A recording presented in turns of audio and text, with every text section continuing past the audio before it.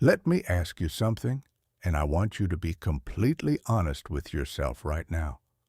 When was the last time you felt truly at peace, not performing happiness for someone else, not pretending everything was fine just to avoid an awkward conversation, but genuinely, deeply at peace with exactly where you are in life? If you had to pause and think about it, that already tells you something important. Here's a truth that nobody prepared you for. Nobody sat you down as a kid and said, hey, one day the people you trust the most will walk away from you without a single explanation. Nobody warned you that some friendships will quietly rot from the inside while still looking fine on the surface. Nobody told you that there will be nights when your phone is fully charged, your Wi-Fi is working perfectly, and yet not a single person on this planet seems to care whether you are okay or not. They taught you how to smile at strangers. They taught you how to share your toys. They taught you how to fit in. But they never once taught you what to do when you're standing alone in a crowded room, wondering how you became invisible to the people who once called you their best friend. Has that ever happened to you? That strange, sinking feeling where everyone around you seems to be moving forward while you are stuck replaying the same conversations in your head, trying to figure out where it all went wrong? If that sounds familiar, then stay right here, because what I am about to share with you is not some generic motivational speech filled with empty words and recycled quotes. This is the raw, unfiltered blueprint for rebuilding yourself from the inside out. This is about learning how to stop pouring your energy into people who treat your loyalty like it is disposable. This is about discovering a version of yourself so grounded, so focused, and so unshakable that nothing and nobody can pull you off your path. But here is the part that might surprise you. The pain you have been carrying, the rejection, the betrayal, the silent abandonment, none of it was designed to destroy you. Every single one of those experiences was shaping something inside you that you could not see yet. Like a sculptor chipping away at marble, life was removing everything that did not belong so that the real you could finally emerge. In this message, you will learn how to transform loneliness into your greatest strength. You will discover why the people who left were never meant to stay. You will understand how to build a kind of inner power that cannot be taken away by anyone, no matter what they say or do. And most importantly, you will learn how to quietly, patiently, and powerfully become the greatest version of yourself without needing a single round of applause. So, if you have ever felt abandoned, overlooked, or left behind by the people you gave everything to, pay close attention. This might be the message that changes everything for you. Chapter 1. The storm you walked through alone, and how it made you unbreakable. There is a season in every person's life that feels like walking through a storm with no umbrella, no shelter, and no one beside you offering directions. You did not choose to be in that storm. You did not wake up one morning and decide that today would be the day your world started crumbling. It just happened, slowly at first, and then all at once. Think back to that period. Maybe it was 6 months ago. Maybe it was 3 years ago. Maybe you are living through it right now as you listen to these words. There was a time when the people who once filled your days with laughter started pulling away. Not dramatically, not with a big argument or a clear goodbye. It was subtler than that, and honestly, that subtlety is what made it hurt even more. The text messages that used to come every morning just stopped arriving. The plans that used to happen every weekend quietly disappeared from your calendar. The person who used to call you just to hear your voice suddenly became too busy to even reply to a simple message. And the worst part, nobody explained why. Have you ever experienced that? That slow, confusing withdrawal where someone you deeply cared about just faded out of your life like smoke dissolving into the air? You probably did what most people do in that situation. You blamed yourself. You stayed up late at night scrolling through old conversations, trying to pinpoint the exact moment things changed. You replayed memories like a detective searching for clues. Did I say something wrong?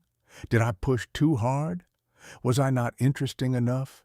Am I just fundamentally difficult to love? Those questions are like poison, and I say that with all the compassion in my heart, because I know how real they feel when you are living inside them. They sit in your chest like a weight you cannot put down. They follow you into the morning and wait for you at night. They make ordinary days feel exhausting, not because anything particularly bad happened, but because your heart is carrying a grief that has no name. During that time, even the simplest tasks felt monumental. Getting out of bed required effort that nobody around you could see. Smiling at work took energy that you did not have. And the loneliest part of all was that you could not explain it to anyone, because from the outside your life looked perfectly normal. Nobody could see the storm raging inside you, but here is what I need you to hear, and I mean really hear this. You survived it. You might not have survived it gracefully. You might not have survived it without tears, without sleepless nights, without moments when you wondered if you would ever feel whole again. But you made it through. You woke up every single morning. You showed up. You kept going. And that, my friend, is not weakness. That is a kind of strength most people will never understand because they have never been tested the way you were. Can you recognize that for a moment? Can you give yourself credit for the battles nobody saw you fighting? As the weeks turned into months, something began to shift inside you, something quiet and almost imperceptible. The pain did not disappear overnight. It never does. But slowly, like dawn replacing darkness, you started to notice a new kind of clarity forming in the spaces where confusion used to live. You began to see that the loneliness you feared so deeply was not the enemy you thought it was. It was a teacher disguised in uncomfortable clothing. That storm taught you something that no book, no lecture, and no friend could have taught you. It taught you that you are capable of standing on your own 2 feet, even when every support system you relied on has crumbled.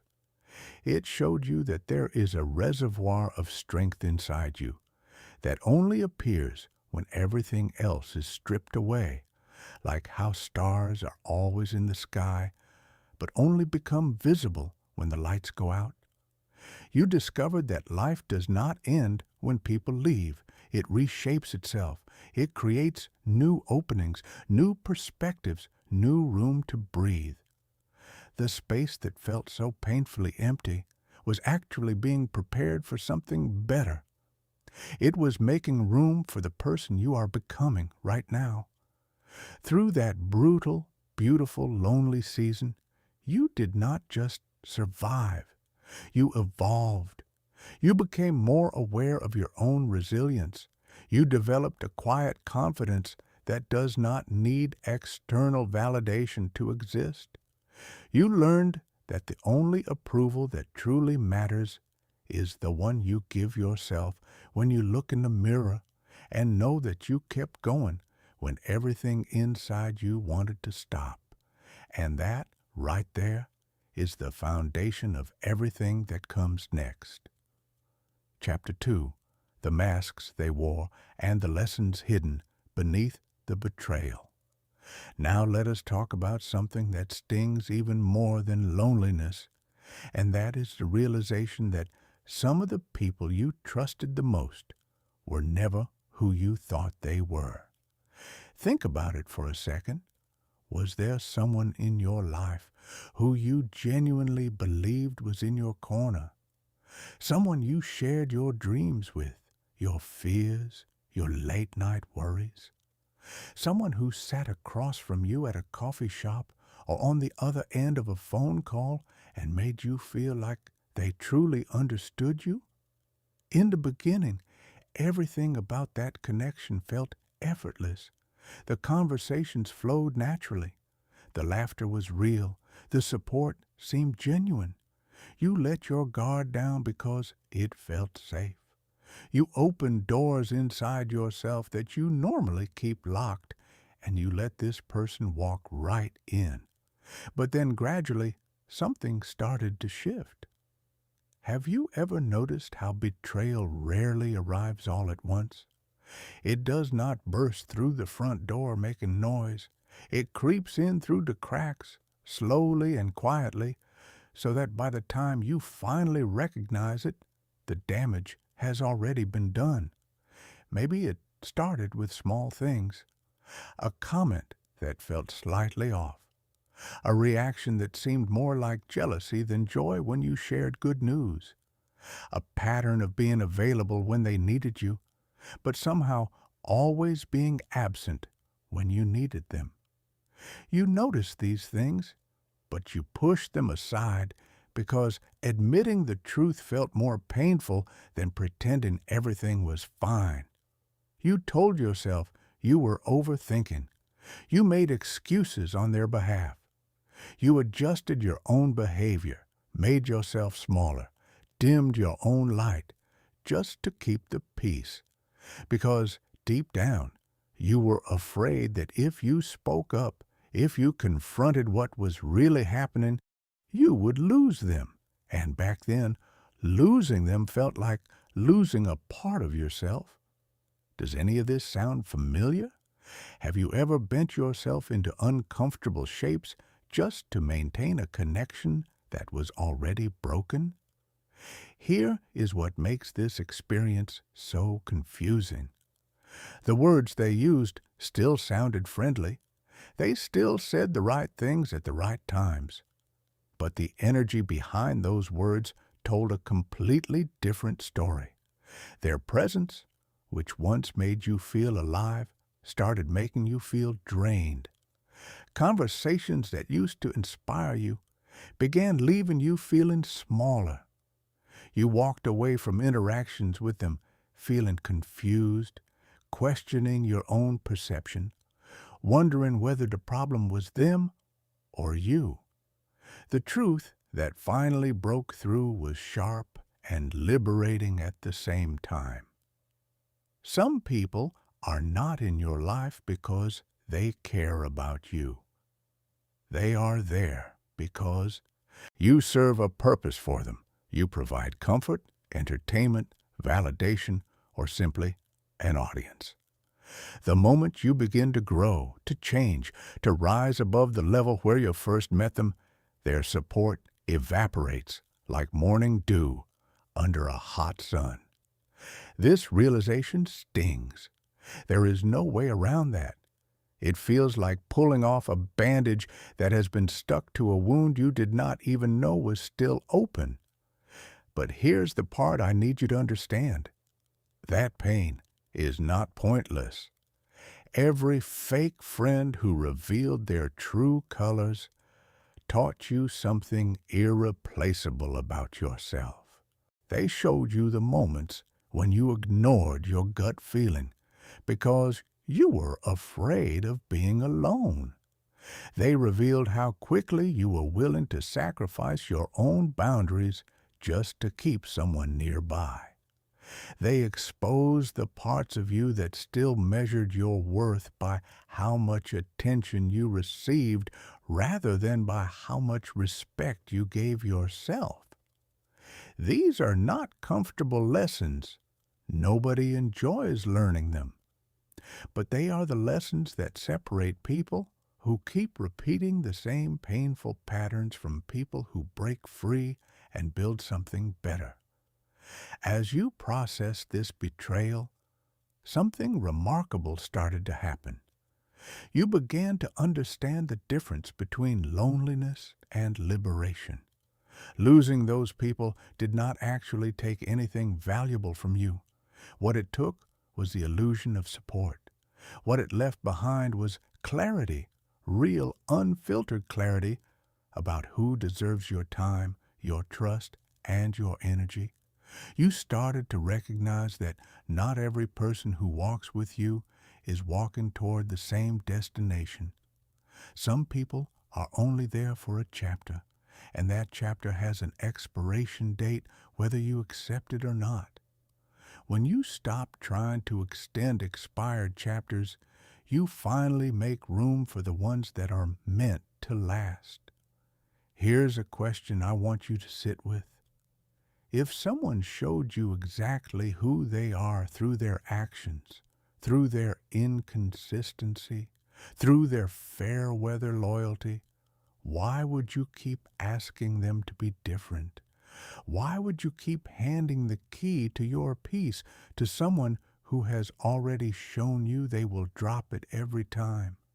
You learned something powerful from those fractured relationships. You learned that peace is more valuable than popularity. You learned that growth matters more than staying comfortable in connections that have already outgrown their purpose. You became more intentional about who you allow into your inner world, more protective of the energy you once gave away so freely. And maybe the most important lesson of all is this one. The people who genuinely belong in your life will never make you feel like you have to shrink to keep them. Real support does not come with conditions. Real friendship does not punish you for evolving. The people who are truly meant for you will celebrate your growth even when it changes the dynamic between you, because their love for you is bigger than their comfort zone. Those fake friendships did not weaken you. They taught you how to see clearly. They showed you what you will never tolerate again, and they guided you, painfully but purposefully, toward a version of yourself that chooses quality over quantity, truth over comfort, and self-respect over silent suffering. That is not a loss. That is a graduation. Chapter 3. Becoming Bulletproof. How to build a fortress inside yourself that nothing can breach. Now that you have walked through the storm and survived the sting of broken trust, let me ask you a question that might reshape the way you see everything from this point forward. What if I told you that the most valuable thing you will ever own is something that no one can see, no one can touch, and no one can take from you? Not your car, not your job title, not the number of followers on your social media profile, none of that. The most valuable thing you will ever possess is the strength you build inside your own mind. Think about that for a moment. Every external thing you have ever relied on for security has either changed, disappeared, or let you down at some point. The job you thought was permanent could be gone tomorrow. The relationship you thought was unbreakable already showed you cracks. The money you saved can be wiped out by one unexpected emergency. But the mental and emotional foundation you build within yourself, that stays. That is yours forever. Nobody can fire you from your own inner strength. Nobody can break up with your self-discipline. Nobody can steal the wisdom you earned through your own suffering. This is what it truly means to become bulletproof. And no, becoming bulletproof does not mean turning yourself into some emotionless robot who walks through life feeling nothing. That is not strength. That is avoidance wearing a mask. Real inner strength means feeling everything deeply, but not allowing those feelings to control your direction. It means standing in the middle of chaos and choosing clarity. It means hearing criticism without crumbling, facing rejection without questioning your entire existence, and losing something you valued without losing yourself in the process. Have you ever met someone like that? Someone who just carries themselves with this quiet, unshakable calm? Not arrogant, not cold, just steady. Like a lighthouse standing firm while waves crash against it from every direction. You look at that person and think, what do they know that I do not? Here's what they know. They know that their worth was never determined by how other people treated them. They figured out, probably through the same kind of pain you are going through right now, that chasing approval is like trying to fill a bucket that has a hole in the bottom. No matter how much validation you pour in, it drains out the moment the compliments stop coming. So they stopped pouring. Instead, they turned inward and started building something permanent. Building this inner fortress does not happen through one dramatic moment of transformation. It happens through thousands of small, unsexy, unremarkable decisions that nobody will ever applaud you for. It happens when you choose to wake up and work on your goals, even though your motivation disappeared 3 days ago. It happens when you walk away from a conversation that disrespects your values instead of staying just to avoid confrontation. It happens when you sit alone on a Friday night working on your future instead of chasing temporary distractions that will leave you feeling emptier than before. Does that sound difficult? It is. I am not going to sugarcoat that. Building inner wealth requires you to do things that your comfortable self does not want to do. Your comfortable self wants to scroll through your phone for 3 hours. Your comfortable self wants to vent about the same problems without actually solving them. Your comfortable self wants instant results and easy answers. But your stronger self, the version of you that is waiting on the other side of this discomfort, that version knows better. Here's something I want you to really absorb. Every time you choose discipline over distraction, you deposit something into an invisible account inside yourself. You cannot see the balance growing. There are no notifications or alerts. But over time, that account compounds. And one day, when life throws something devastating at you, and it will because life always does, you reach into that account and discover that you have enough strength saved up to handle it without falling apart.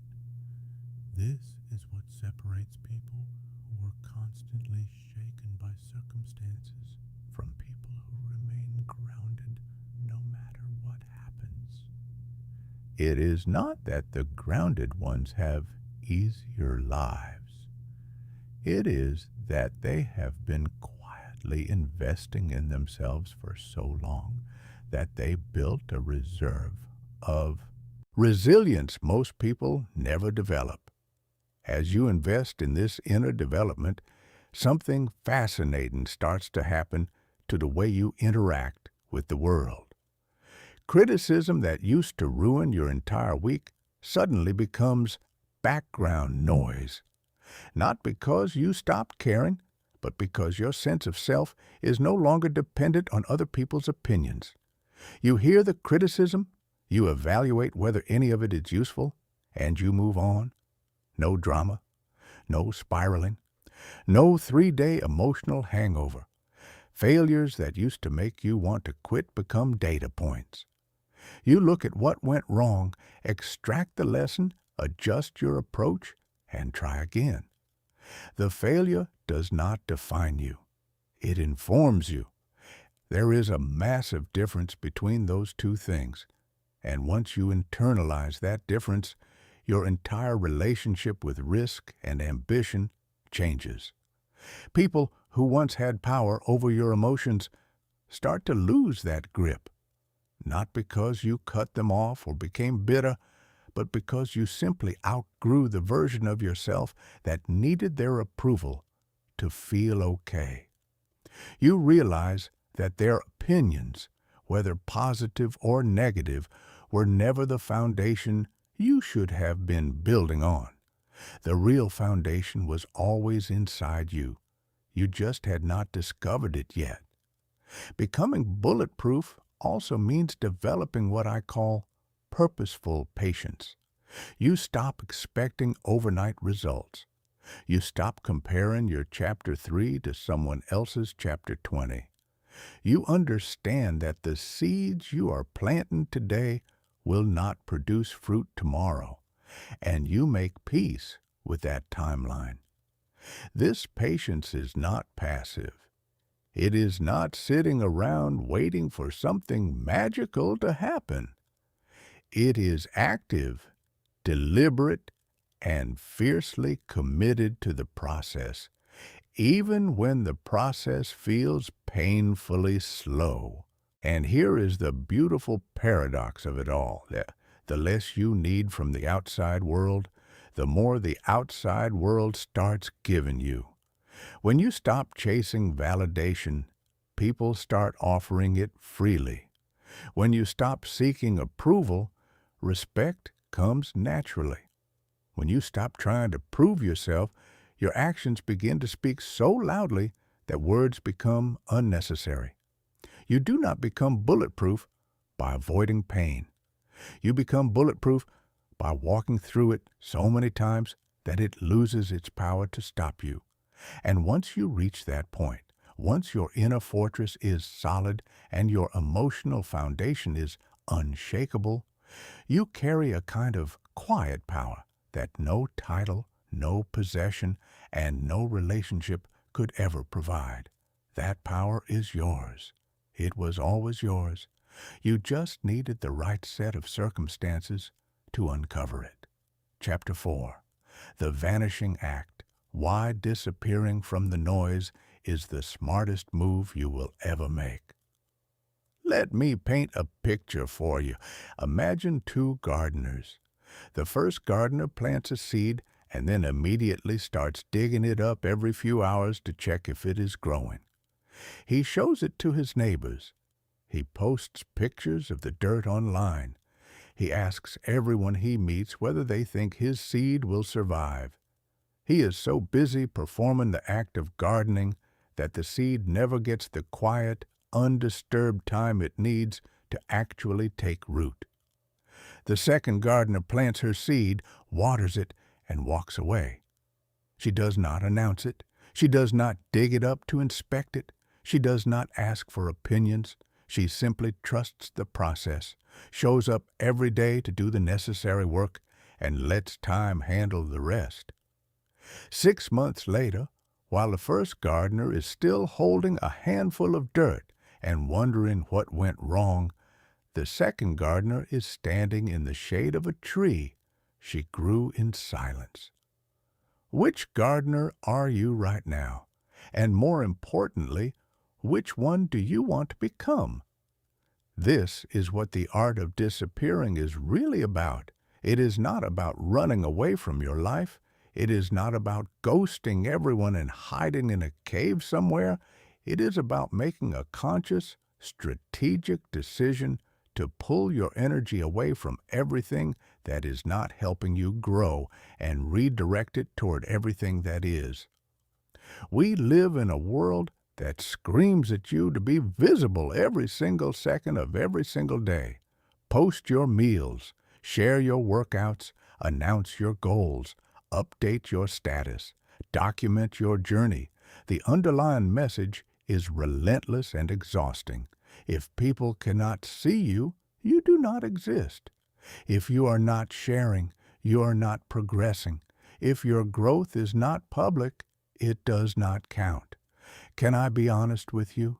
That is one of the most destructive lies of our generation, and deep down, I think you already know it. How many times have you announced a goal and then felt your motivation quietly deflate because the announcement itself gave you a false sense of accomplishment? How many times have you shared a plan with someone only to have their doubt or indifference plant a seed of hesitation in your mind?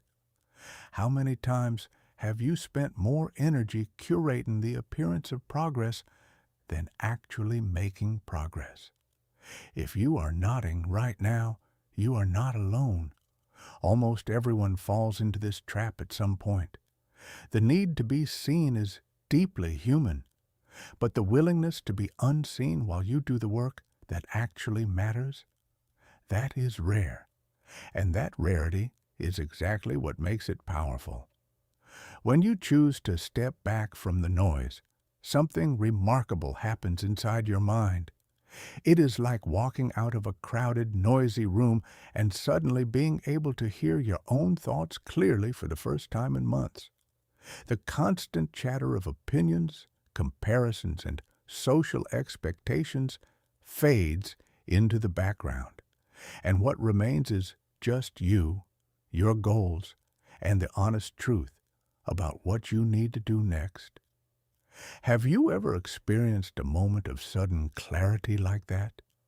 A moment when everything just clicked because there was finally enough silence for your own wisdom to speak? In that quiet space, you start to reconnect with priorities that got buried under layers of social performance. You remembered a project you were passionate about before someone's offhand comment made you second guess it. You rediscovered goals that genuinely excite you, not the goals you adopted because they looked impressive to others. You find energy you did not know you had because you are no longer wasting it on maintaining appearances. The early days of this vanishing act can feel uncomfortable. I will not pretend otherwise. There is a restlessness that comes with silence when you are used to noise. Your mind might race. You might feel like you are falling behind. You might catch yourself reaching for your phone every 15 minutes, desperate for a hit of external stimulation. But if you can push through that initial discomfort, if you can sit with the silence long enough for it to become familiar, you will discover something extraordinary.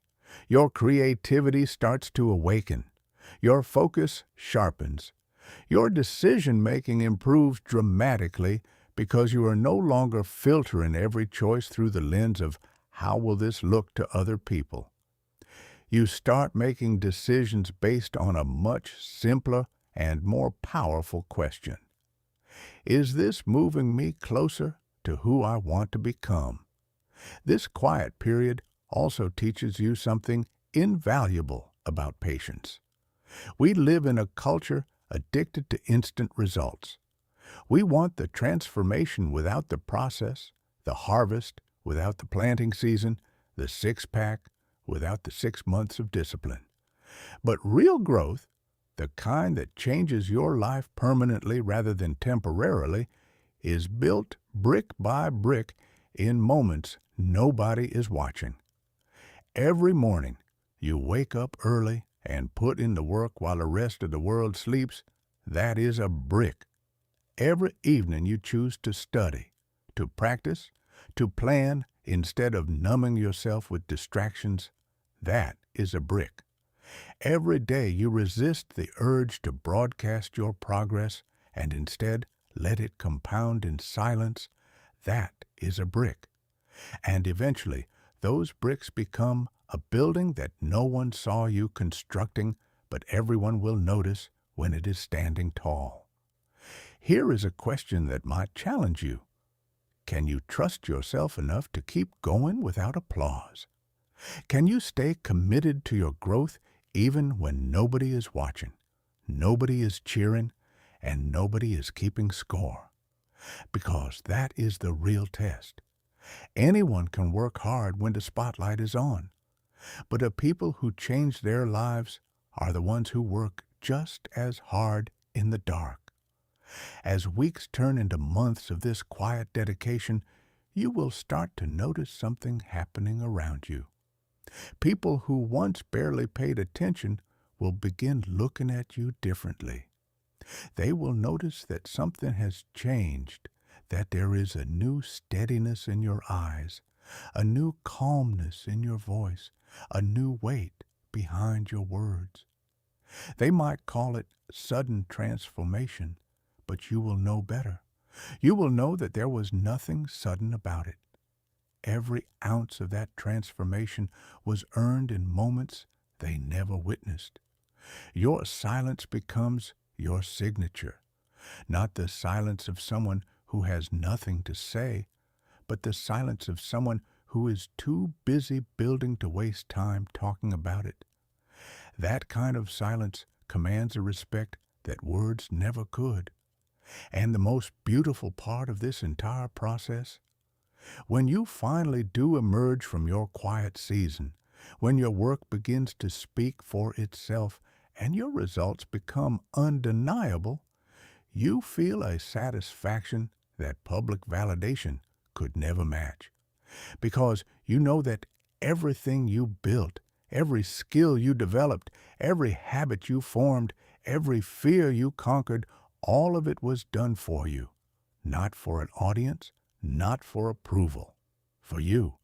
The art of disappearing is not about abandoning the world. It is about reclaiming your attention from a world that profits from your distraction. It is about choosing depth over display, substance over spectacle, and progress over performance. It is about understanding that the most powerful version of you is not built on a stage.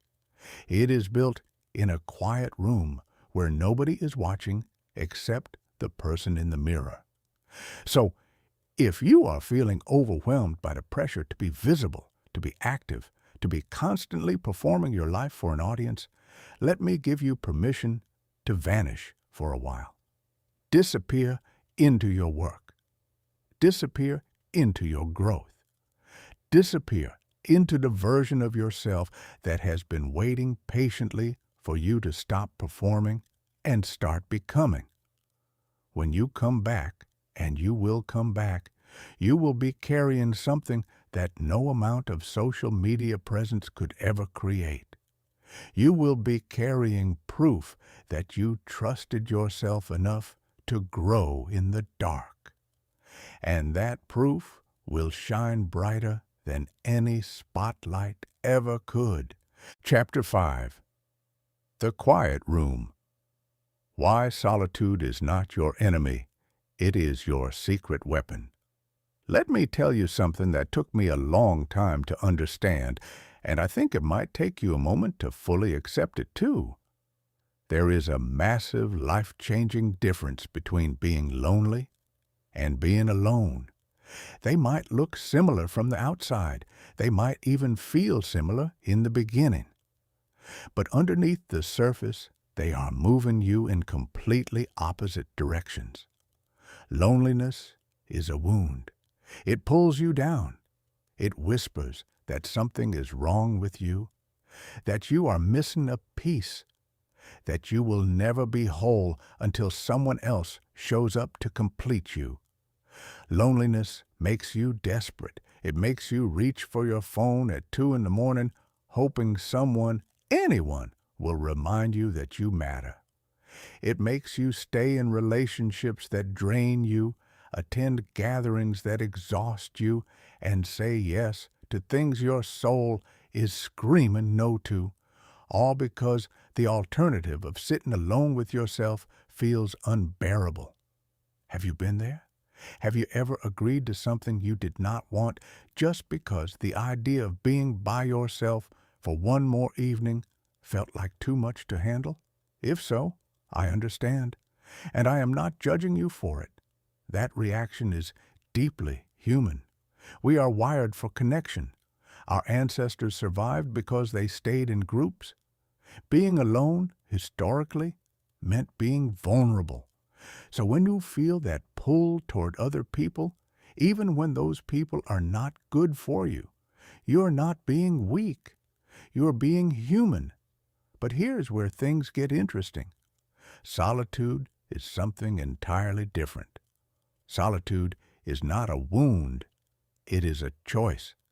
It is the conscious, deliberate decision to spend time with yourself, not because nobody else is available, but because you recognize that the most important relationship you will ever have is the one between you and your own mind. Think of it like this.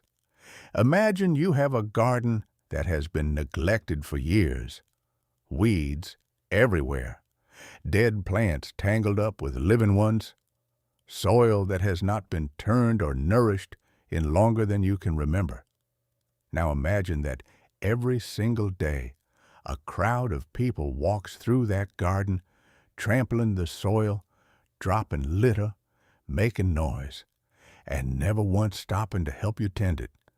That is what your inner world looks like when you never spend time alone with it. It becomes overgrown, chaotic, and impossible to navigate.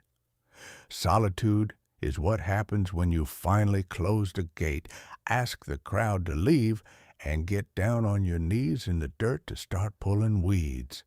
It is not glamorous. It is not comfortable. And in the beginning, the sheer amount of work that needs to be done can feel overwhelming. But it is the only way your garden will ever bloom. When you first start choosing solitude intentionally, your mind will resist hard. It will throw every distraction it can find at you. It will remind you of that unanswered message.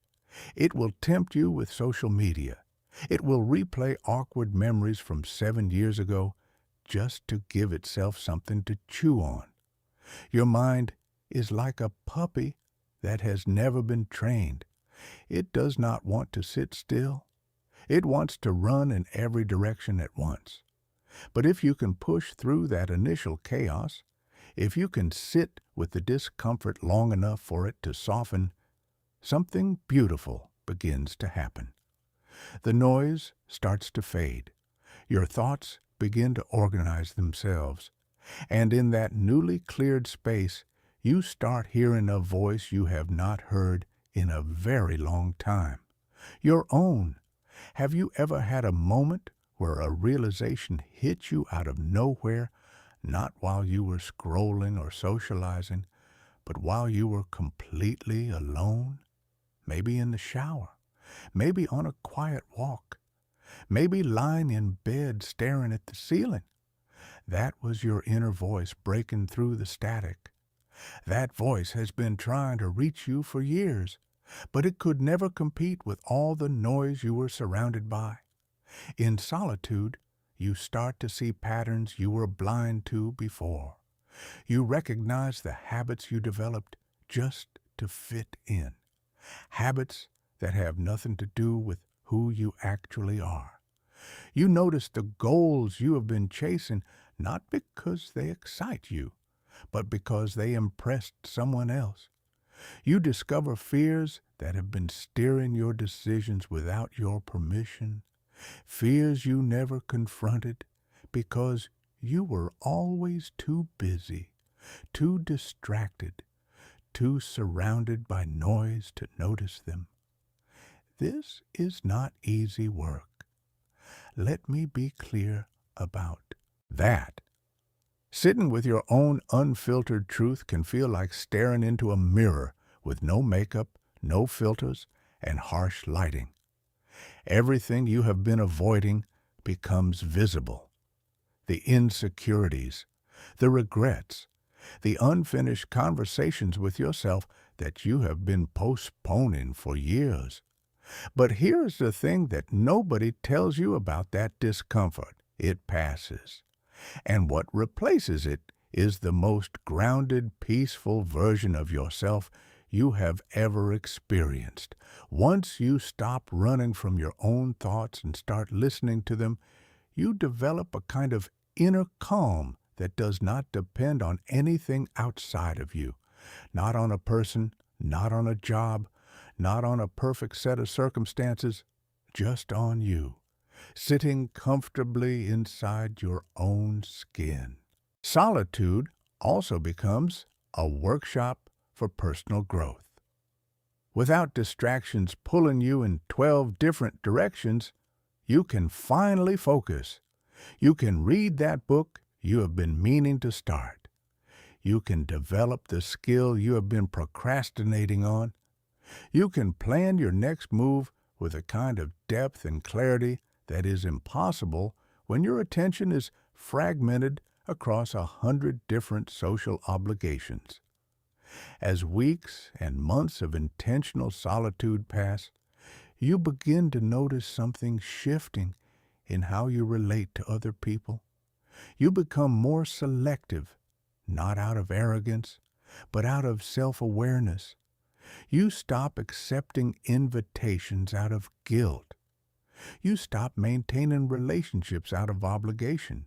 You start choosing connections based on a simple but powerful criteria. Does this person make me feel more like myself or less? And here is something that might surprise you.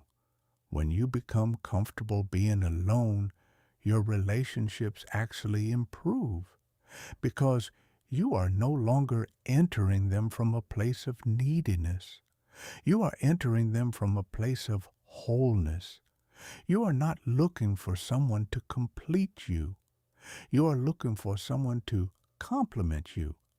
And that distinction changes everything about the quality of the connections you form. So, if you have been avoiding solitude, if the idea of spending an entire evening alone without distractions makes your stomach tighten, I want you to consider the possibility that the discomfort you feel is not a warning sign. It is an invitation. Your inner self is asking you to come home, to sit down, to listen, and to finally start building the relationship that every other relationship in your life depends on. The quiet room is not a prison. It is a sanctuary. And everything you have been searching for in other people, the peace, the validation, the sense of belonging, it has been waiting for you there all along. Chapter 6. Drop the script why you do not owe anyone a justification for your life. Let me ask you a question, and I want you to answer it honestly.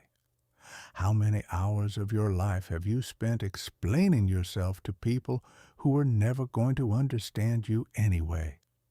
Not hours in a dramatic sense. I mean real, actual hours. Add them up. The time you spent crafting the perfect response to someone who questioned your career choice. The mental energy you burned rehearsing explanations for why you ended a relationship. The emotional labor of justifying your boundaries to someone who had no intention of respecting them in the first place.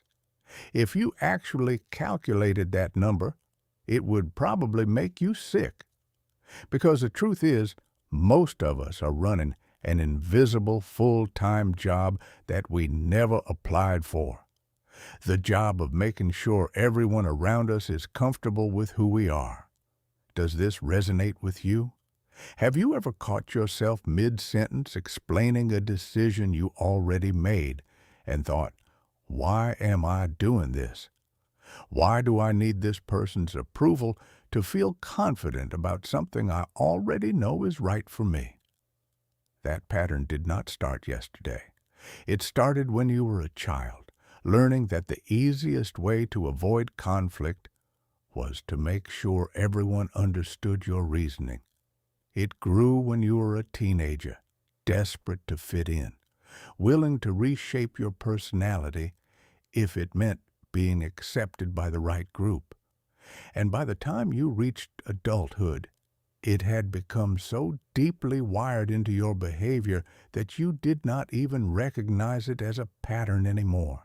It just felt like who you are. But it is not who you are. It is a survival mechanism that outlived its usefulness. And the sooner you recognize that, the sooner you can stop bleeding energy into explanations that nobody asked for and that rarely change anything. Here is what happens when you chronically over-explain yourself. You train the people around you to believe that your decisions are up for debate. Every time you offer a reason, you are implicitly asking for permission. And once people believe they have a say in your choices, they start acting like they have a right to one. Suddenly, every boundary you set comes with a negotiation. Every decision you make gets filtered through someone else's comfort level. You stop living your life and start curating a version of it that offends the least number of people. Have you ever experienced that suffocating feeling? Like your entire existence has become a performance designed for an audience that will never be fully satisfied no matter how perfectly you play your role. Here is the deeper issue. The need to explain yourself almost always comes from the same root, a fear that you are not enough on your own. You believe, somewhere deep beneath the surface, that your decisions only become valid when someone else confirms them.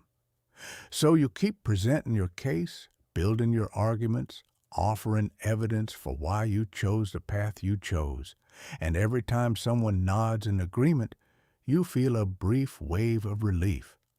But it never lasts, does it? Because the next decision brings the next explanation, and the cycle starts all over again. Let me share something with you that might be uncomfortable to hear.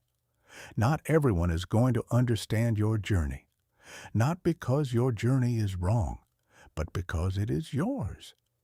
Every person on this planet is looking at the world through a lens shaped by their own fears, failures, and limitations. When someone questions your choices, they are rarely evaluating your life objectively. They are projecting their own insecurities onto your decisions. The person who tells you your dreams are unrealistic is often the same person who gave up on their own dreams years ago. The person who criticizes your boundaries is often the person who never learned how to set their own. Understanding this does not require anger or bitterness. It simply requires clarity. When you see other people's opinions for what they truly are, reflections of their own experience rather than accurate assessments of yours, their power over you begins to dissolve. You stop taking every critique personally. You stop rearranging your plans every time someone raises an eyebrow. You start moving through life with a steadiness that does not need external confirmation to remain stable. And here is something else that most people learn the hard way. Explanations do not create understanding. They often create more confusion. The more you try to justify yourself, the more ammunition you hand to people who are already determined to misunderstand you. Every reason you give becomes a thread they can pull on. Every detail you share becomes a point they can argue against. At some point, You have to accept a truth that feels counterintuitive, but is deeply liberating. Your actions will always speak more clearly than your words ever could. When you stop explaining and start simply living, something profound shifts inside you. Your mind gets quieter. That constant background anxiety, the one that is always running simulations of how people might react to your next move, it starts to fade. You make decisions faster because you are no longer running them through a mental committee of people whose opinions you never actually needed. Can you imagine what that freedom feels like? Making a choice and just moving forward with it. No press conference, no defense strategy, no carefully worded social media post explaining your reasoning. Just action. Clean, clear, unapologetic action. This shift also changes how other people perceive you. When you stop over-explaining, you stop appearing uncertain. People sense confidence not through the words you use, but through the energy you carry. A person who makes a decision and moves forward without looking back for validation radiates a kind of authority that speeches and justifications never produce. You become magnetic, not because you are performing confidence, but because you are living it. Now, I want to be clear about something important. Dropping the habit of explaining yourself does not mean becoming rude, dismissive, or closed off. It does not mean ignoring feedback or refusing to listen to perspectives that might genuinely help you grow. What it means is learning the difference between conversations that sharpen your thinking and conversations that simply drain your resolve. It means becoming highly selective about whose input actually matters and having the courage to let everything else pass through you without sticking. Think about the people in your life right now. How many of them truly need to understand every detail of your journey? Probably far fewer than you think. Most people are too busy navigating their own chaos to spend more than a few minutes thinking about yours. The elaborate explanations you have been crafting, the ones that keep you up at night, most of them evaporate from other people's minds within hours. They were never as important as you thought they were. So here is my challenge to you. The next time you feel that familiar urge rising, the urge to explain, to justify, to make someone comfortable with a choice that is none of their business, pause, take a breath, and ask yourself one simple question. Would I still make this decision even if I could never explain it to anyone? If the answer is yes, then the explanation was never necessary. It was just fear wearing a reasonable disguise. Your life does not need a narrator. It needs a builder. Someone who is too busy laying bricks to stand around describing the blueprint to every passerby who stops to watch. The people who are meant to understand your journey will see it unfolding in your results, in your growth, in the quiet transformation that becomes impossible to ignore. And the people who will never understand, let them wonder. Their confusion is not your responsibility. Your only responsibility is to keep walking forward with the kind of quiet determination that does not need a microphone. You do not owe anyone your story. You owe yourself a life worth living. Focus on that, and the right people will read the chapters you're writing without ever needing a table of contents. Chapter 7. The most important friendship you will ever build. The one with yourself. Let me ask you something that might catch you off guard. If you treated your friends the way you treat yourself, how many of them would still be around? Really think about that. Think about the way you speak to yourself when you make a mistake. Think about the names you call yourself in the privacy of your own mind when things go wrong. Think about how quickly you forgive other people for their flaws, their bad days, their poor decisions, and then compare that to the ruthless standard you hold yourself to.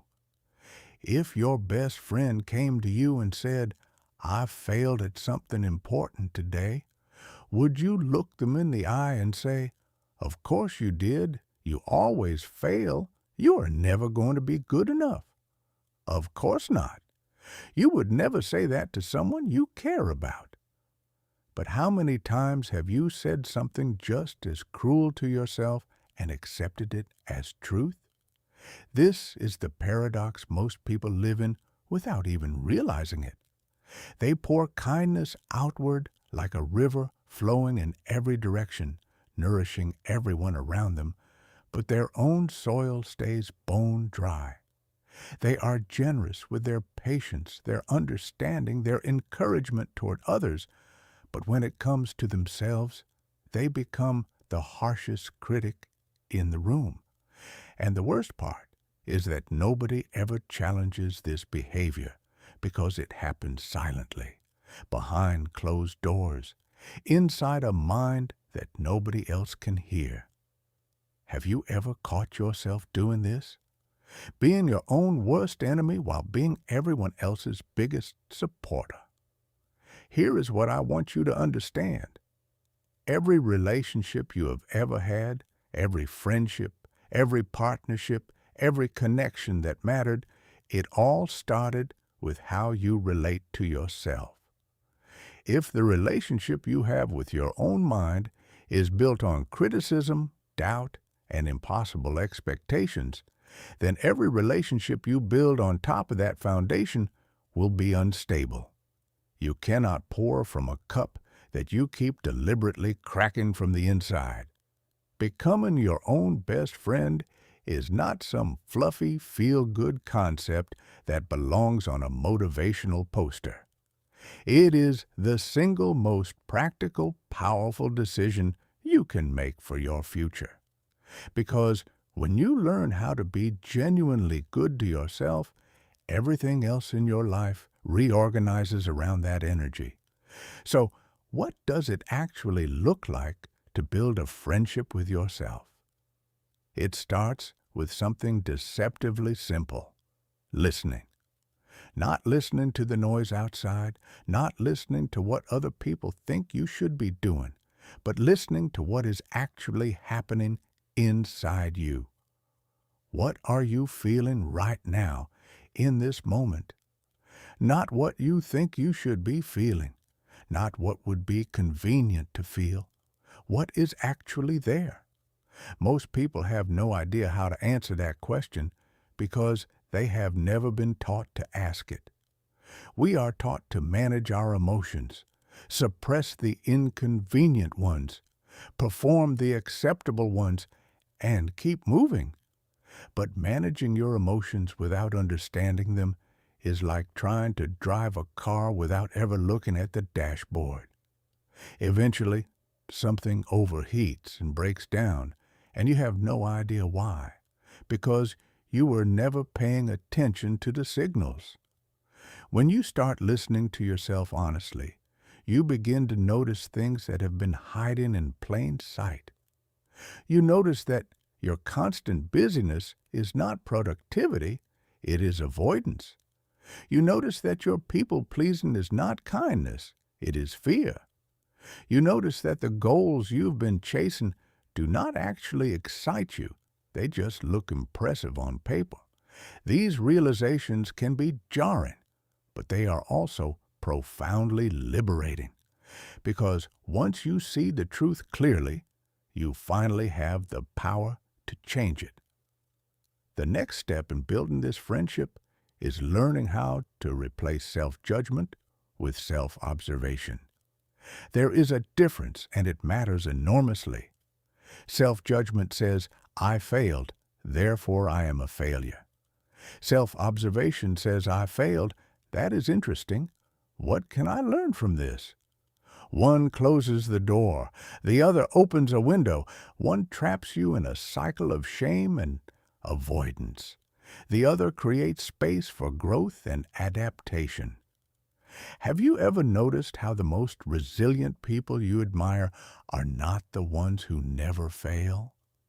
They are the ones who fail and then calmly adjust without turning it into a personal identity crisis. That calmness does not come from arrogance or indifference. It comes from a healthy relationship with themselves. They have learned to separate what they do from who they are. A mistake is an event. It is not a character trait. Building a friendship with yourself also means learning to enjoy your own company. And I mean genuinely enjoy it, not just tolerate it while waiting for something better to come along. Think about what you do when you spend time with someone you love.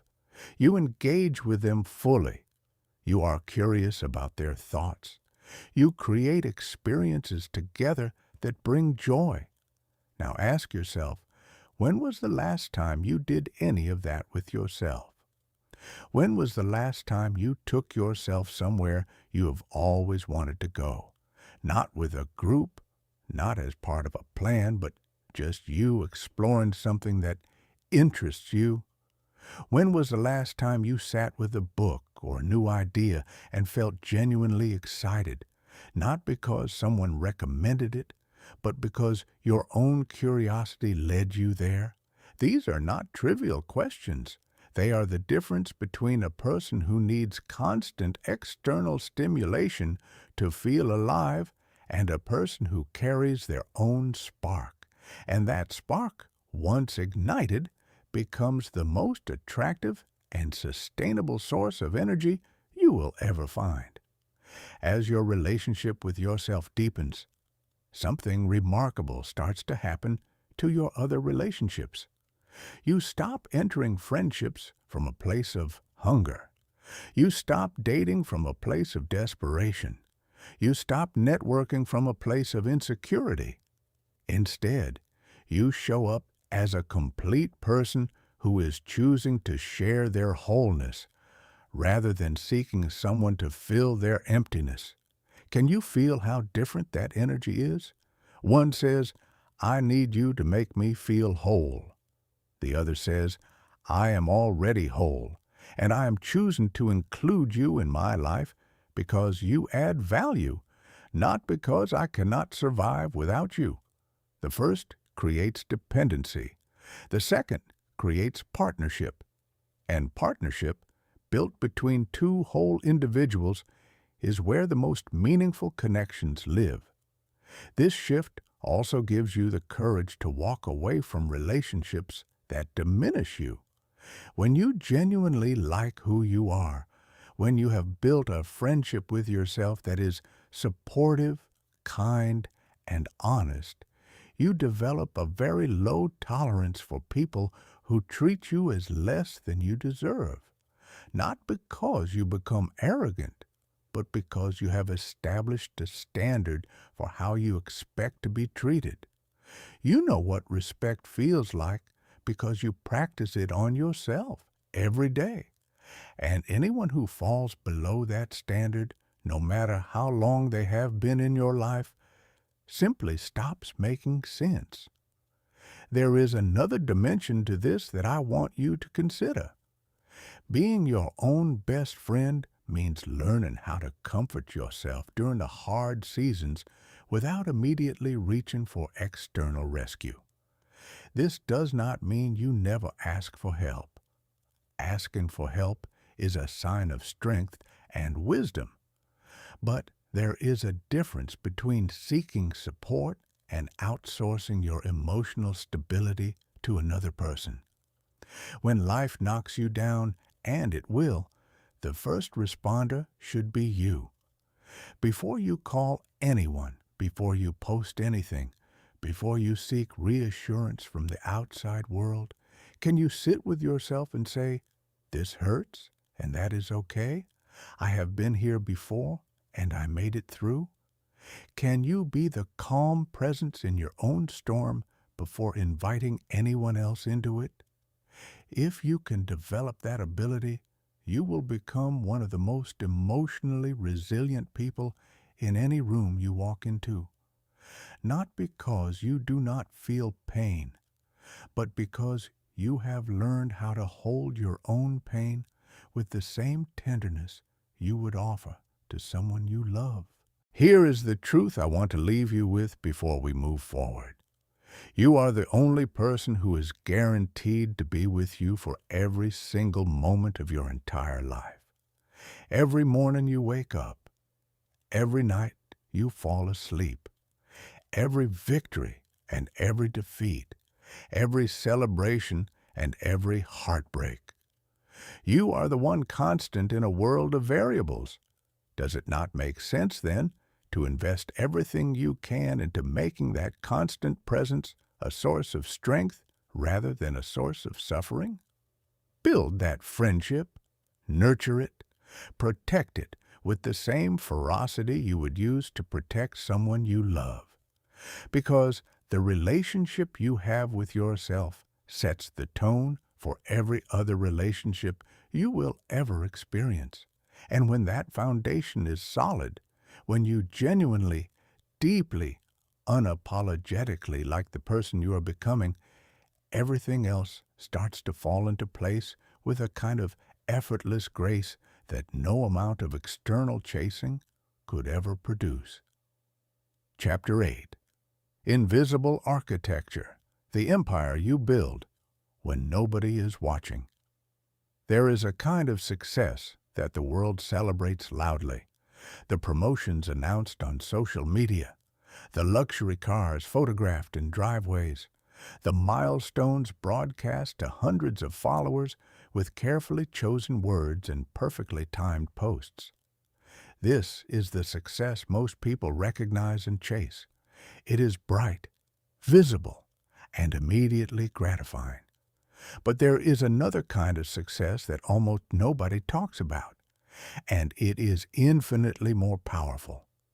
It is the success that is built in rooms where no camera is rolling. It is the discipline you practice when your alarm goes off at 5:30 in the morning and every cell in your body is begging you to stay in bed. It is the book you read at midnight, not because anyone assigned it, but because you are genuinely hungry to understand something new. It is the workout you complete on a rainy Tuesday when motivation abandoned you 3 days ago, and discipline is the only thing left standing. This is invisible architecture, and it is the foundation that every lasting achievement is built upon. Let me ask you a direct question. How much of your effort right now is aimed at being seen versus being built? Because there is a critical difference between those two things, and most people never learn to distinguish between them until it is too late. When your primary goal is to be seen, your effort becomes performative. You work hard enough to create the appearance of progress. You choose goals that photograph well. You celebrate milestones that sound impressive in a caption, but feel hollow when you sit with them alone. The problem with performative effort is that it produces performative results. It looks good from a distance, but up close, there is nothing solid holding it together. When your primary goal is to be built, everything changes. Your effort becomes intentional. You stop caring about how your journey looks and start caring about how it feels. You make choices that might confuse other people because those choices do not optimize for appearance. They optimize for depth. You invest time in things that will not pay off for months or even years. You say no to opportunities that offer visibility, but add nothing to your foundation. Have you ever wondered why some people seem to achieve things that should be impossible based on their starting point? They did not have the connections. They did not have the resources. They did not have the obvious advantages. And yet, they built something remarkable that left everyone around them asking, "How did you do that?" The answer is almost always the same. They spent years working on themselves when nobody was paying attention.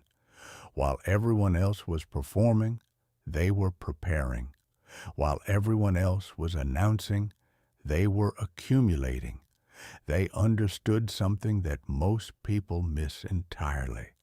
The most important work you will ever do is the work that nobody will ever see.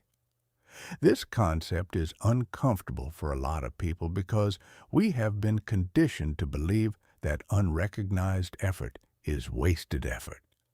If nobody saw it happen, did it really matter? If nobody clapped, was it really worth doing?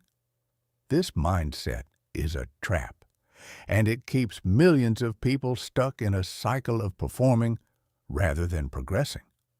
Here is what I want you to consider. Every master was once a disaster in private. Every expert was once a beginner who stumbled through their first attempts in solitude. Every person you admire for their composure, their skill, their seemingly effortless excellence, they all have a collection of invisible hours behind them that they will never show you.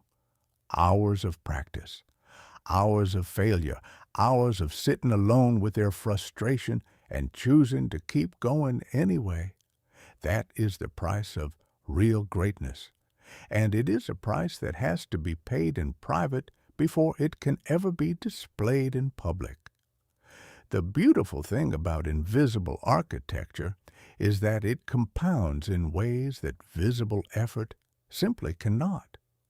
When you consistently work on yourself away from the spotlight, you build something that has structural integrity.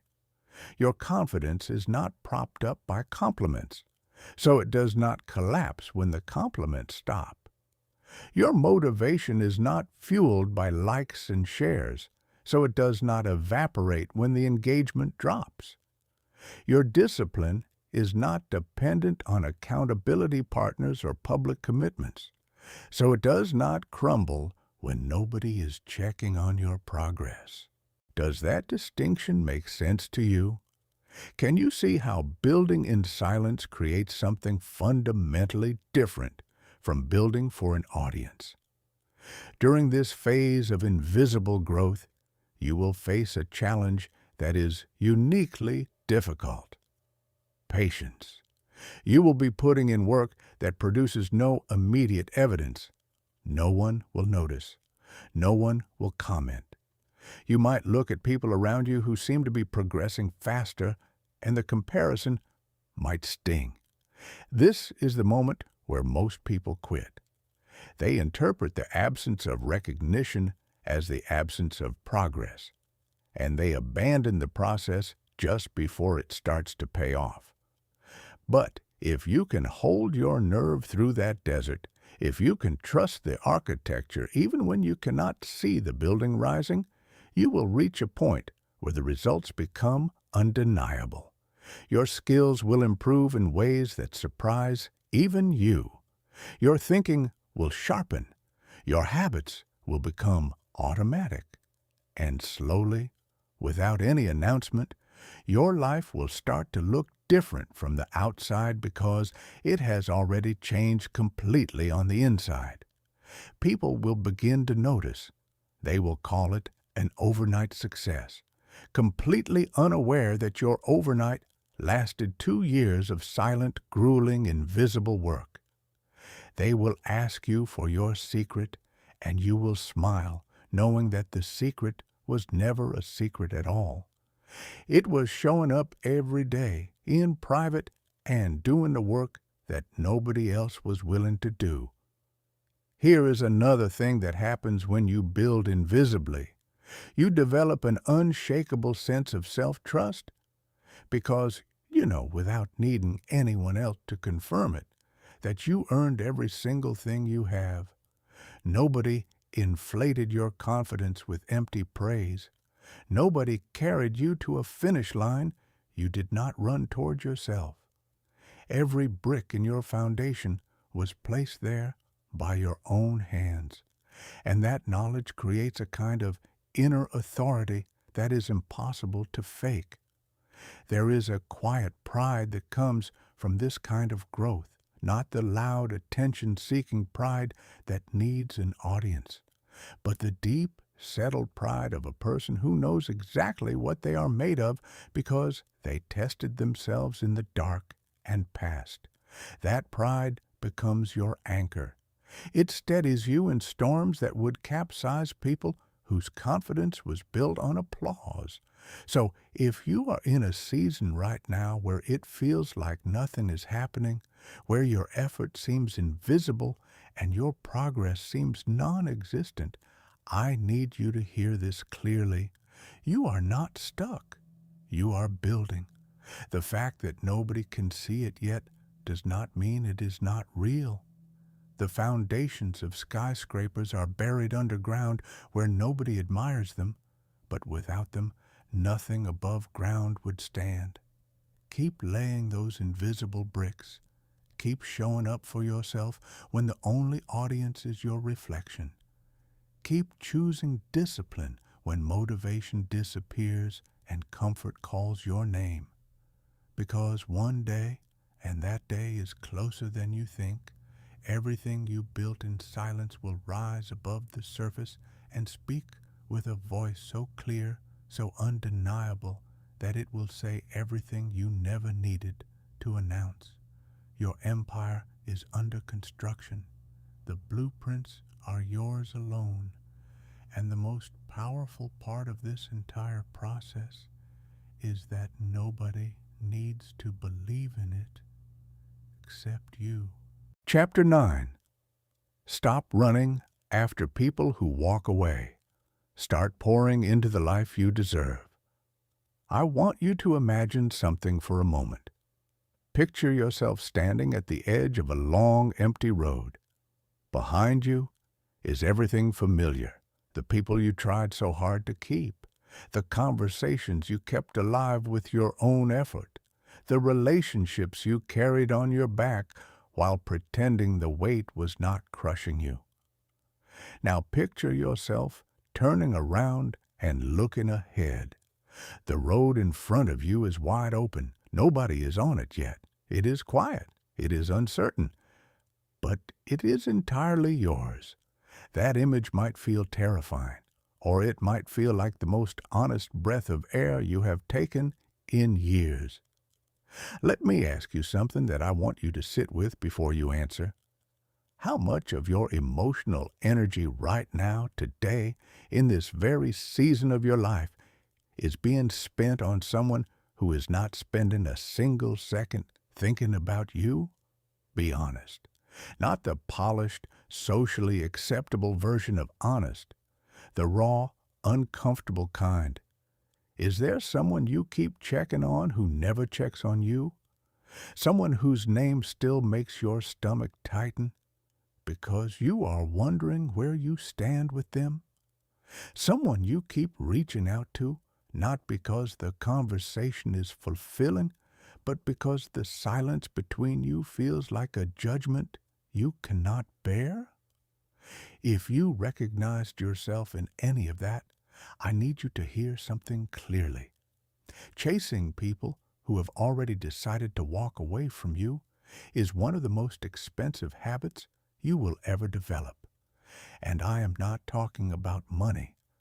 I am talking about something far more valuable: your time, your focus, your self-respect, your peace of mind.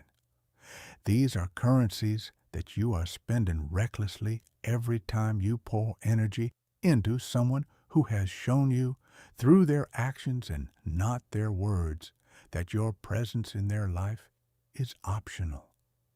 Have you ever noticed what happens to your body when you are waiting for someone to reply?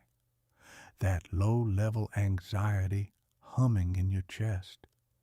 That compulsive need to check your phone every few minutes, that immediate spike of relief when the notification appears, followed by the slow deflation when it is not from them. Your nervous system is being hijacked by someone who probably does not even realize the power they hold over your mood. And here is the part that really stings. They do not hold that power because they took it. They hold it because you gave it to them.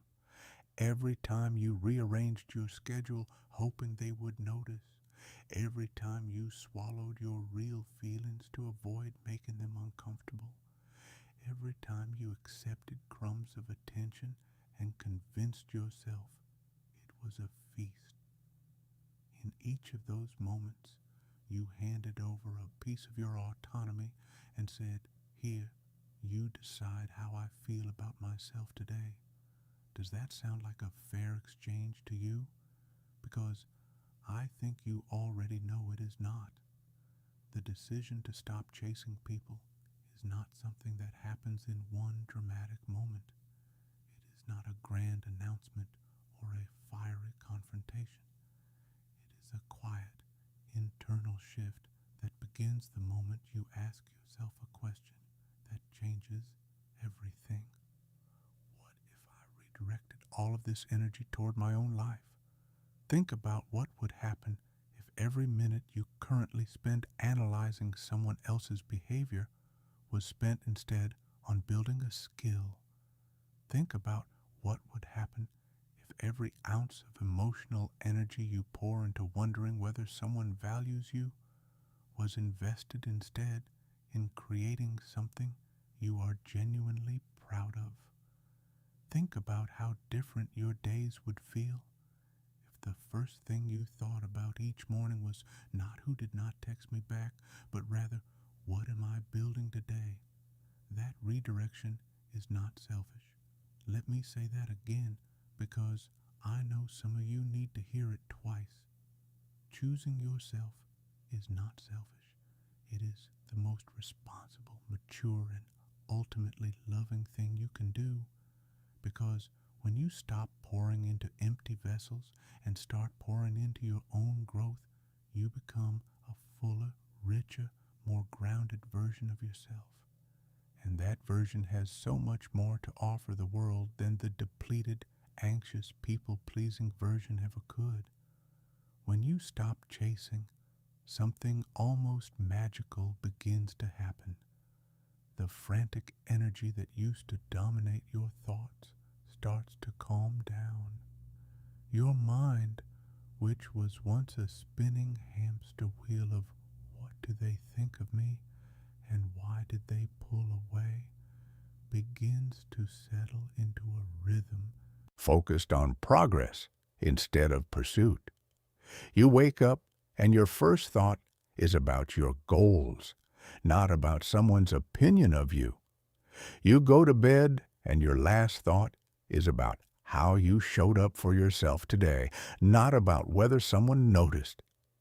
This shift does not just change how you feel, it changes who you attract. When you stop appearing desperate, when your energy shifts from "I need you to validate me" to "I am busy building something meaningful," the dynamic around you transforms completely.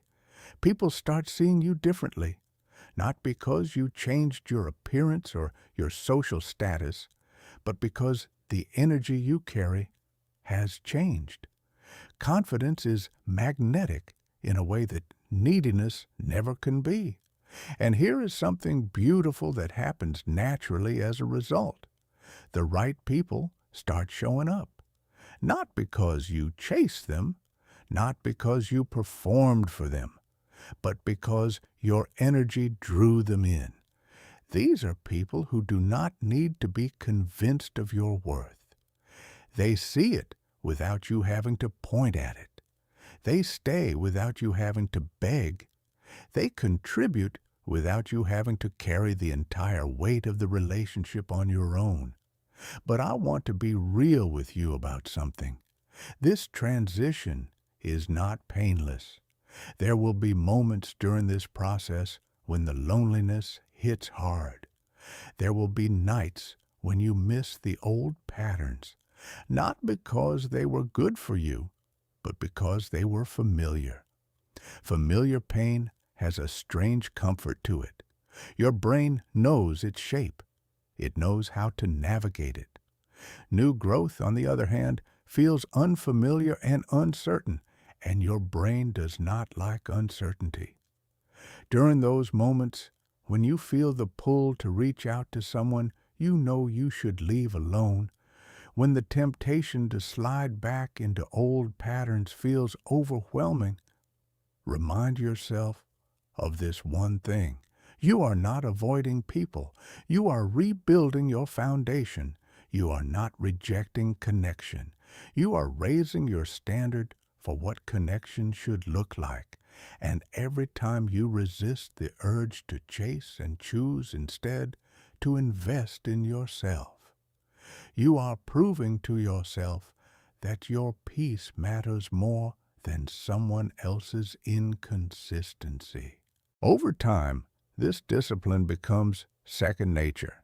The need to chase fades, not because you stopped caring about people, but because you started caring about yourself enough to stop accepting less than you deserve. You become someone who extends warmth and connection freely, but never at the cost of your own stability. You become someone who loves deeply, but refuses to lose themselves in the process. That is the person you are becoming right now, whether it feels like it or not. Chapter 10. The Art of Releasing. Why letting go is not losing. It is leveling up. There is a lie that most of us believe for far too long, and it sounds so noble that we never think to question it. The lie is this: holding on is strength. Holding on to people who have outgrown you. Holding on to dreams that no longer fit who you are becoming. Holding on to versions of yourself that expired years ago, but you keep wearing like an old coat, because at least it is familiar. We glorify loyalty to the point where it becomes self-destruction. We treat letting go as failure, as giving up, as proof that we were not strong enough to make it work. But nobody ever stops to ask the most important question. What if the thing you are holding on to is the very thing that is holding you back?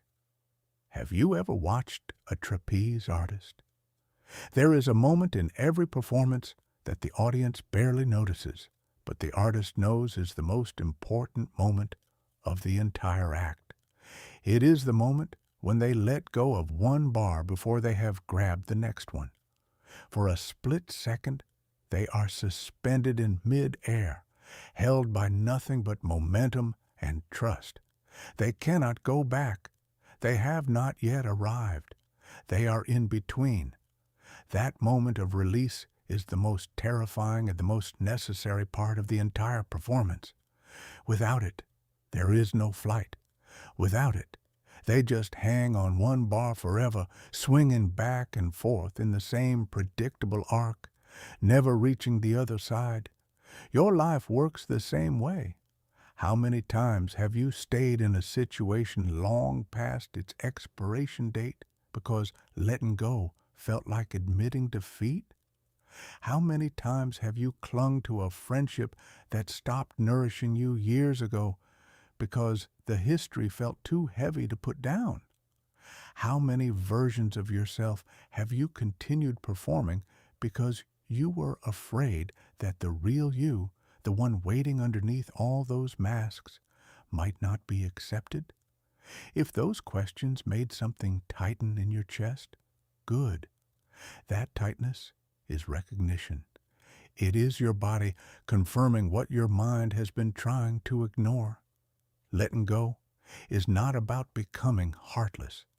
It is not about erasing memories or pretending that certain people and experiences did not matter. They did matter. They shaped you. They taught you lessons you could not have learned any other way. But just because something was important in your past does not mean it deserves a permanent place in your future. Think of it like this. A rocket needs enormous fuel tanks to launch itself off the ground.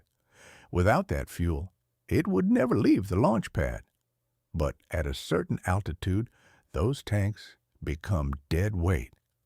If the rocket tried to carry them all the way to orbit, it would never make it. So what does it do?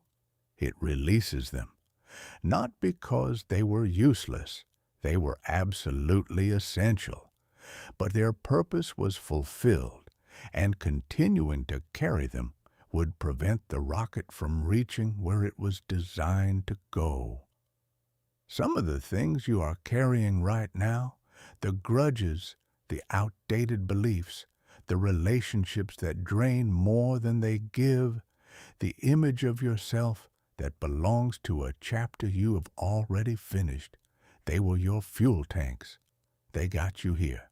But here is not your destination, and if you keep dragging them forward, they will anchor you to an altitude that is far below your potential.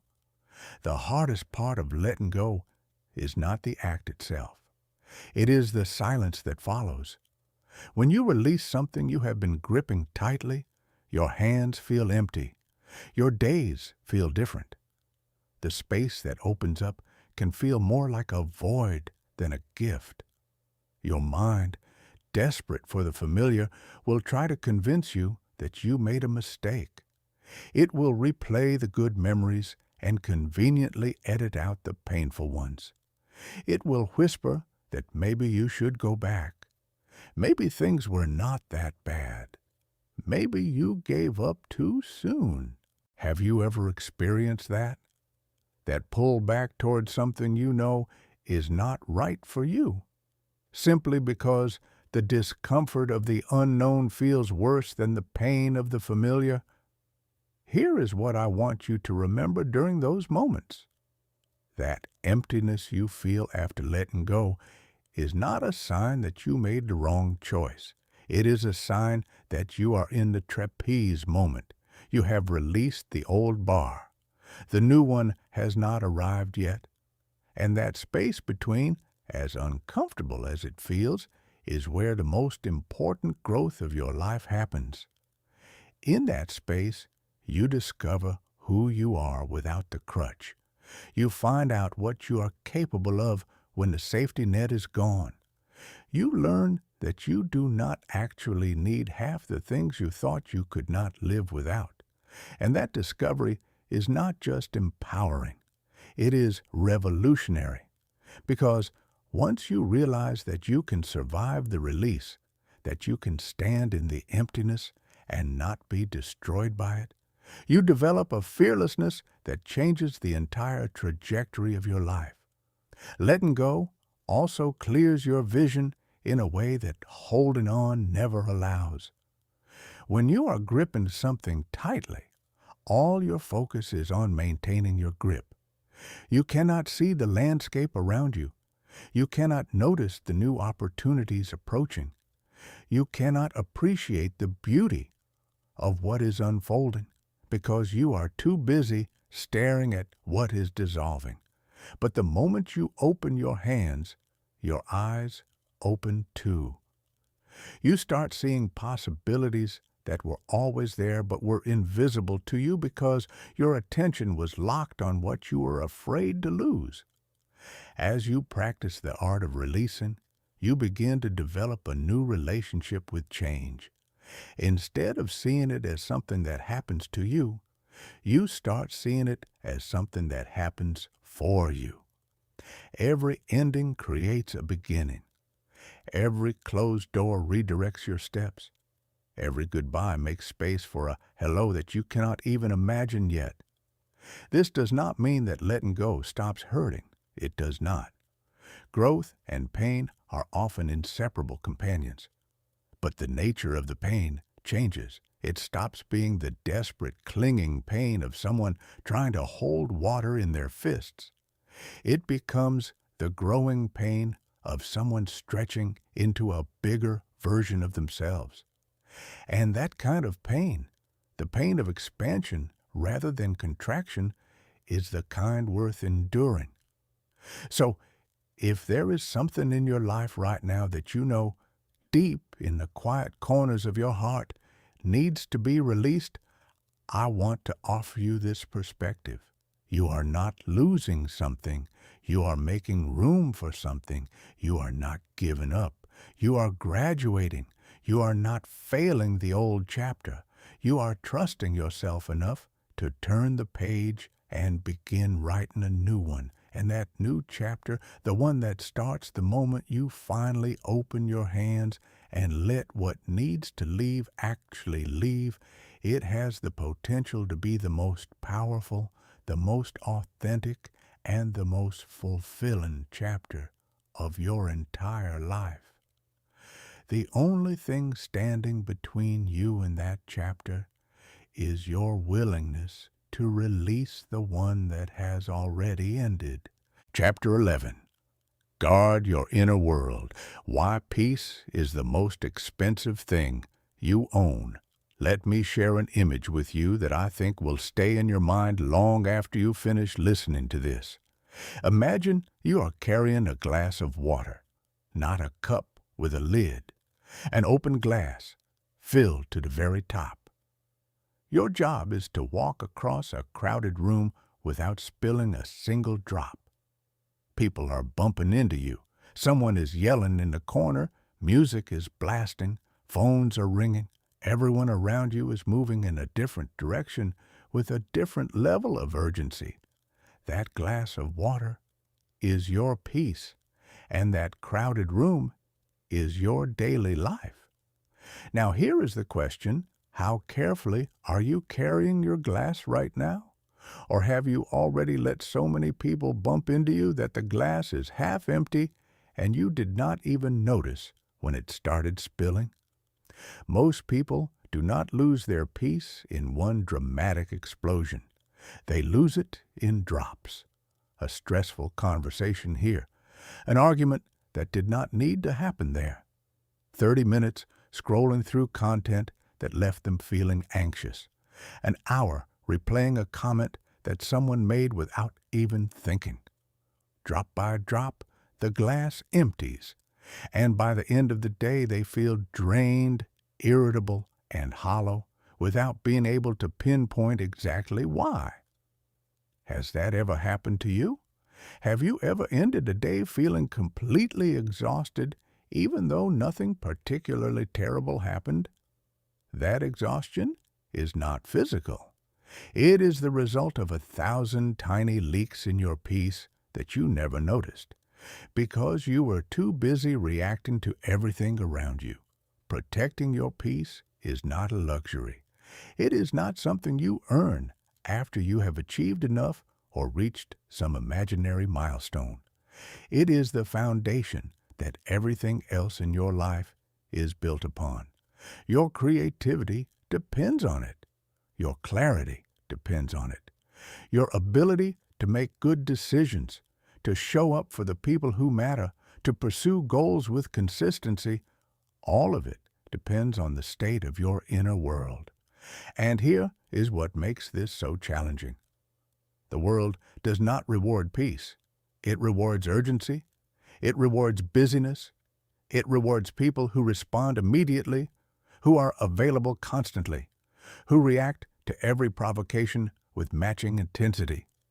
We live in a culture that confuses chaos with importance, and if you are not careful, you will spend your entire life putting out fires that were never yours to extinguish.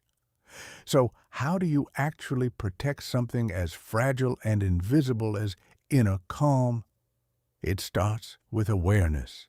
You begin paying attention to the moments when your peace shifts, not after you have already lost it, but in the instant it starts to wobble. That text that raises your heart rate, that topic of conversation that always leaves you feeling heavy, that environment that consistently drains your energy.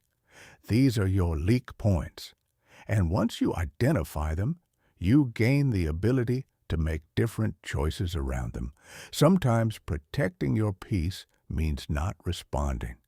Not because you have nothing to say, but because you recognize that your response will cost more energy than the conversation is worth. Sometimes it means leaving a room, not dramatically, not with a speech, but quietly, because you value your calm more than you value proving a point. Sometimes it means disappointing someone by saying no and being genuinely okay with their disappointment because you understand that their comfort is not more important than your stability. Can you give yourself permission to do that? Can you allow yourself to choose peace over performance, even if it means some people will not understand your boundaries? As you practice this, something remarkable begins to shift. Your mind gets quieter, not silent, but quieter. The constant mental chatter, the replaying and rehearsing and worrying, it starts to settle. You think more clearly. You react less impulsively. You make decisions that you do not regret the next morning. And you start to notice that the people who respect your boundaries actually draw closer, while the people who resented them were never protecting your peace in the first place. Your peace is not negotiable. It is the most expensive thing you own. Guard it like your life depends on it, because in every way that matters, it does. Chapter 12. The War Within. Why mastering yourself is the only victory that lasts every battle you have ever fought with the outside world, every conflict with another person, every struggle against circumstances that felt unfair. All of it was preparation for the real battle, the one that happens inside you every single day. It is the battle between the version of you that wants to grow and the version of you that wants to stay comfortable, the version that wants to wake up early and the version that wants to hit snooze, the version that wants to speak up and the version that is terrified of being judged, the version that knows what needs to change and a version that keeps finding reasons to postpone the change for another week, another month, another year. Have you ever felt that tug of war inside yourself? That frustrating sensation of knowing exactly what you should be doing, but watching yourself choose the opposite? You are not broken. You are human. And the fact that you feel the tension means you are aware enough to do something about it. Self-mastery is not about becoming perfect. Let me be very direct about that. If you are waiting to become a person who never struggles, never doubts, and never feels the pull of old habits, you will wait forever. Mastery is not the absence of struggle. It is the ability to choose your response to it. It is the moment between the impulse and the action where you insert a pause, a breath, a decision. And in that tiny gap, that fraction of a second where you choose discipline over impulse, that is where your entire future is shaped. Think about the areas of your life where you feel most out of control. Maybe it is your temper. Maybe it is your spending habits. Maybe it is the way you abandon goals the moment they become uncomfortable. Whatever it is, I want you to understand that the pattern is not your identity. It is a program that has been running on autopilot because you never stopped long enough to question it. Mastering yourself begins with that questioning. Why do I react this way? What am I actually afraid of? What would happen if I chose differently just this once? These are not easy questions. They require a level of honesty that most people avoid because the answers can be uncomfortable. But discomfort is the price of self-awareness, and self-awareness is the prerequisite for change. One of the most powerful tools in this process is learning to separate your emotions from your actions. Emotions are information. They tell you something is happening inside you that deserves attention, but they are not commands. Feeling angry does not obligate you to yell. Feeling hurt does not obligate you to withdraw. Feeling afraid does not obligate you to quit. When you learn to feel the emotion fully without letting it hijack your behavior, you unlock a level of personal freedom that most people never experience. This discipline extends into every corner of your life. It shapes how you handle criticism. Instead of collapsing into defensiveness, you learn to ask, is there truth in this that I can use? It shapes how you handle failure. Instead of spiraling into self-pity, you learn to extract the lesson and apply it. It shapes how you handle success. Instead of becoming complacent, you learn to appreciate the moment while staying hungry for what comes next. Over time, this internal discipline creates a kind of quiet authority. You stop needing to control every situation because you have learned to control the only thing that ever truly mattered, yourself. And when you stand in that mastery, when your words match your actions and your actions match your values, you carry a presence that commands respect without ever demanding it. Mastering yourself is not a destination you arrive at. It is a practice you commit to every single day. And every day you show up for that practice, you widen the gap between who you used to be and who you are becoming. That gap is your growth. That gap is your freedom. That gap is the proof that you are no longer a prisoner of your impulses, your fears, or your past. Chapter 13. The cathedral you build in silence and why the world will eventually hear it. There is an old story about a traveler who passed through a village and saw 3 workers cutting stone. He asked the first worker what he was doing. The worker frowned and said, "I am cutting stone." He asked the second worker the same question.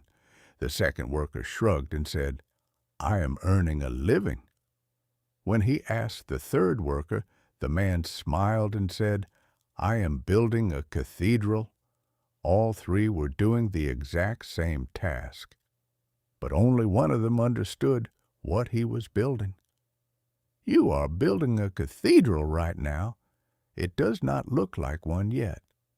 From the outside, it might look like you're just getting through the day, just managing, just surviving. But every single choice you have made since you started this journey, every chapter you have walked through, every moment of discipline, every boundary you protected, every person you stopped chasing, every tear you wiped away by yourself in the dark, all of it is a stone in your cathedral. And cathedrals are not built in a day. They take decades, generations sometimes. The people who laid the first stones of the great cathedrals of Europe knew they would never see the finished building in their lifetime. They built anyway, not for applause, not for recognition, but because they believed in something bigger than what they could see in front of them. That is exactly what you are doing. You are building something that cannot be rushed, something that cannot be faked, and something that will outlast every temporary setback, every fair-weather friend, and every moment of doubt that tries to convince you to stop. The world will not understand you during this process. Some people will look at your quiet discipline and mistake it for isolation. Some will look at your focused silence and mistake it for weakness. Some will wonder why you are not louder, flashier, more visible. Let them wonder. Their confusion is not your concern. Your only concern is the next stone. And here is the part that I need you to carry with you long after these words end? One day, you will look up from your work and you will realize that the cathedral is no longer invisible. The people who doubted you will see it. The people who left you will see it. The people who underestimated you will see it. But more importantly, you will see it, and you will know in the deepest part of yourself that every silent, difficult, lonely moment was worth it. Your cathedral was never built for an audience. It was built for you, and that is exactly what makes it unbreakable. Closing. If you have made it this far, I want you to know something. The fact that you are still here, still listening, still searching for answers, that alone tells me something about you that you might not fully see in yourself yet. You are not someone who gives up easily. You are not someone who settles for a comfortable lie when an uncomfortable truth is available. You are someone who is willing to do the inner work even when nobody is clapping for it. At the beginning of this journey, the idea of standing alone might have felt like a punishment. It might have felt like the world was taking something from you. But now, after everything we have walked through together, I hope you can see it differently. Solitude was never a sentence. It was a classroom. Loneliness was never a dead end. It was a doorway. And every person who walked away from your life was not subtracting from your story. They were clearing the stage for the most important act, the one where you finally step into your own light. There will still be hard days. There will be mornings when the old doubts return and nights when the silence feels heavier than usual.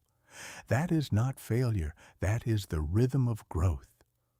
2 steps forward, 1 step sideways, a deep breath, and then forward again. The direction does not have to be perfect. It just has to be intentional. You are not the same person who started listening to this message. Something has shifted, even if it is small, even if it is just a seed of a thought that did not exist before. Water that seed. Protect it. Let it grow at its own pace without comparing it to anyone else's garden. Because the strongest trees are the ones that grew slowly, silently, with roots so deep that no storm could ever uproot them. Stop chasing people who do not see your value. Stop explaining yourself to people who are committed to misunderstanding you. Stop measuring your worth by the noise of the crowd. Start building. Start growing. Start becoming the person you know, somewhere deep inside, you were always meant to be. The strongest person you will ever depend on is already here. It has always been you. And everything you need to build the life you deserve, the discipline, the courage, the clarity, the resilience, it is already inside you, waiting for you to stop looking for it in other people and finally claim it as your own. Now, go build your cathedral. The world can wait, but your growth cannot.